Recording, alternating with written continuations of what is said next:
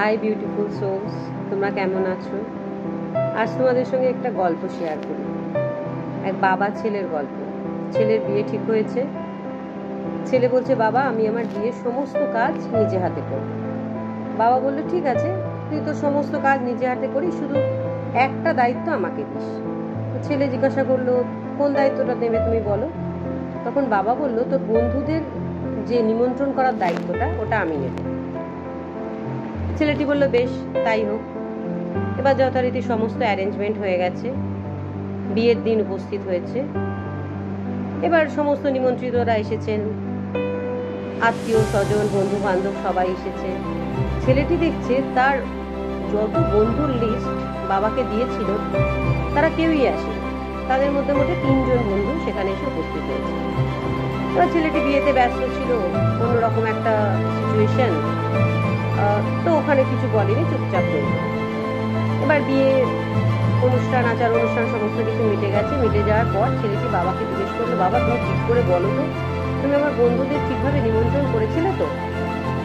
তখন বাবা বললেন যে হ্যাঁ, তুই যেভাবে যেভাবে যাকে যাকে বলতে বলেছিলি সবাইকে নিমন্ত্রণ করেছি। যে এত বন্ধুকে নিমন্ত্রণ করলাম, মাত্র 3 জন বন্ধু এলো।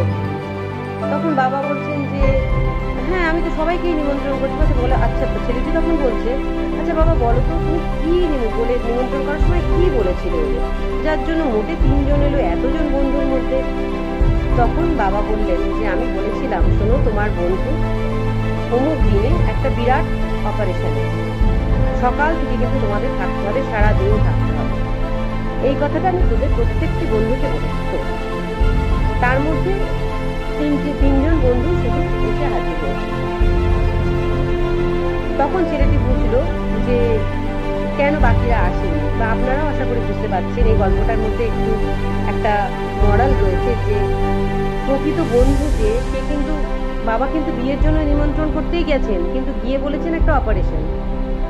যদিও বিয়েটা আমাদের জীবনের একটা অধ্যায়, একটা নতুন ইনিংস, তো সেক্ষেত্রে বাবা এটাকে অন্যভাবে বলেছিলেন, দেখেছিলেন যে তাদের মানে ছেলেটির প্রকৃত বন্ধু কজন আছে সেটা যাচাই করার জন্য। এবার যখন 3 জন বন্ধু এলো, বোঝা গেল তারাই প্রকৃত বন্ধু, তারাই বিপদের দিনে ছেলেটির পাশে এসে দাঁড়াতে চেয়েছে এবং এসেছে।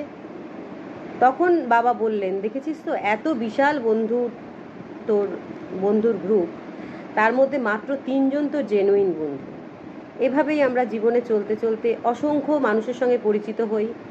তারা কেউ আত্মীয়, অনাত্মীয়, প্রতিবেশী, কেউ খুব কাছের, কেউ খুব দূরের। এই কাছের কারা এবং প্রকৃত কারা, এই নির্বাচনের জন্য আমাদের প্রতি মুহূর্তে কিন্তু পরীক্ষার মাধ্যমে আমরা সেটা নির্বাচন করি। কোনো কোনো ক্ষেত্রে আমরা সেটা অ্যাডজাস্ট করে নিই, বুঝি যে হ্যাঁ, ও ঠিক আমার জন্য জান লড়িয়ে দিতে পারবে না, তবুও তাকে আমরা মেনে নিয়ে চলি।